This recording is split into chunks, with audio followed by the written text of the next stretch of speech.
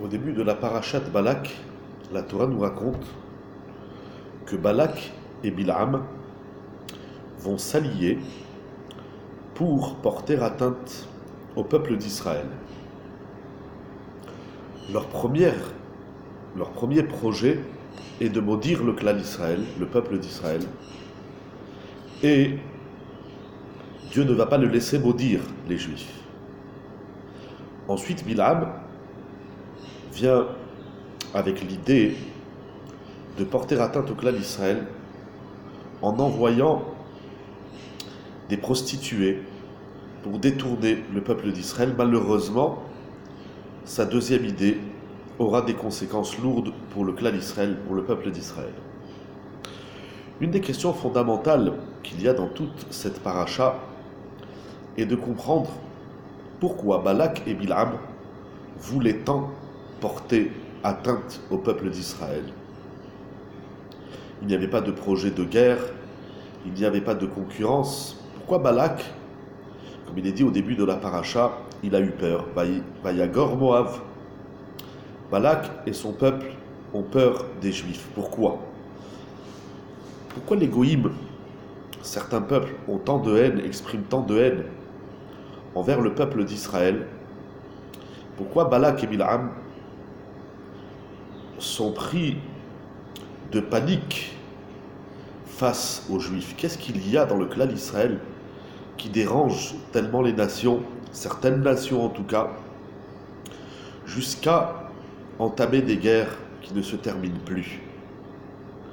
Le Shem Mishmuel, Rab Shmuel de Sokotchov, au début de la paracha de Balak, il ramène un midrash extraordinaire sur le verset qui dit Vagareshenu minaret, c'est-à-dire que lorsque Balak fait appel à Bilam, il lui dit aide-moi à répudier, littéralement, Vagareshenu Girushim, à expulser les Juifs de la terre. Le Midrash dit la chose suivante Eni mevakesh ela les garesham shelo ikansu laaretz. Balak fait appel au service de Bilam pour empêcher le clan d'Israël de rentrer en Eretz Israël. Il y a des peuples, il y a des nations qui ne laissent pas la possibilité au clan d'Israël de s'installer sur la terre d'Eretz Israël. Demande le Shem Mishmuel, Lichora et Nomouvan, je ne comprends pas, Ma irpatle le Balak. Qu'est-ce que ça peut apporter à Balak? Qu'est-ce que ça le dérange que le clan d'Israël entre en Eretz Israël ou pas? Ma'inyan lo imikansu la'aretz olo. Qu'est-ce que cela peut bien lui faire si les Juifs rentrent en Eretz Israël? Pourquoi certains goïm, certains ennemis d'Israël, sont tellement pris de panique, sont tellement dérangés par le clan d'Israël qui s'installerait en Eretz Israël? Il explique de façon, je le dirais très succincte, bien évidemment, le but, chez Yavou Tachlit HaKavana, chez Yavou Israël Laaretz, si chez Yikaymu HaMitzvot HaTluyot Baaretz.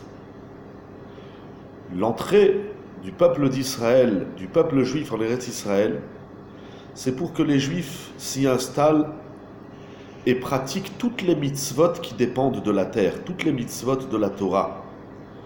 Ou misé de ce fait, Izdaker Gamachomer Shebaaretz, Vitkadesh Kol Kadur Haaretz.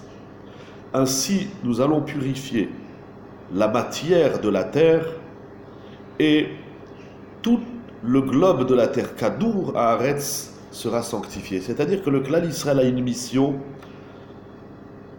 planétaire. Mais la mission planétaire se joue en Eretz Israël.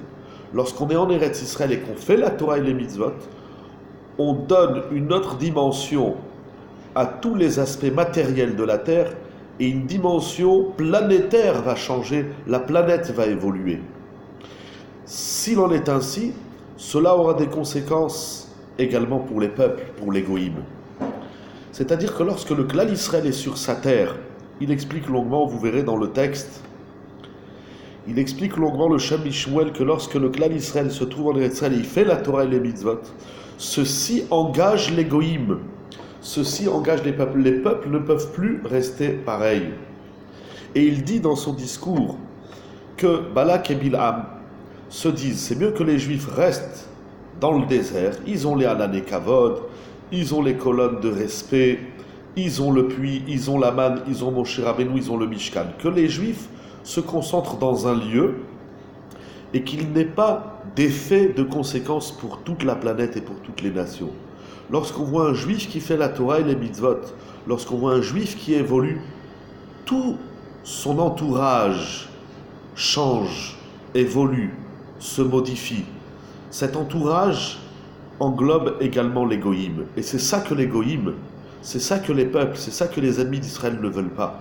Ils ne veulent pas voir le clan Israël dans sa meilleure image, parce que la belle image du clan Israël a une influence et des conséquences même pour les nations. Face à Kadosh Baruch Hu, que nous puissions retrouver cette dimension d'Eretz Israël dans la Torah, dans les mitzvot, dans la pratique de la Torah et les mitzvot, dans l'étude de la Torah, vous vous rendez compte que d'après ce discours, que je dis encore une fois très succinctement, c'est-à-dire que même les goïms, Balak et Bilham, les ennemis jurés du clan Israël, Imar Shemam, que leur nom soit effacé, ont compris que le clan Israël, en Eretz Israël, ça est synonyme d'étudier la Torah et de la pratique des mitzvot, et ainsi on apportera quelque chose d'immense à toute la planète. C'est ça qui dérange les goïms. Et malheureusement, c'est ça qui dérange certains juifs face à Kadosh Baruch Hu, que nous puissions comprendre notre mission dans la Torah, dans les mitzvot, sur la terre d'Eretz Israël, et qu'ainsi nous puissions apporter la Yeshua, la délivrance au clan Israël, à toute la planète, les Ma'an Shemo Idbarach, tout cela pour la gloire du nom d'Akadosh Baruch Hu.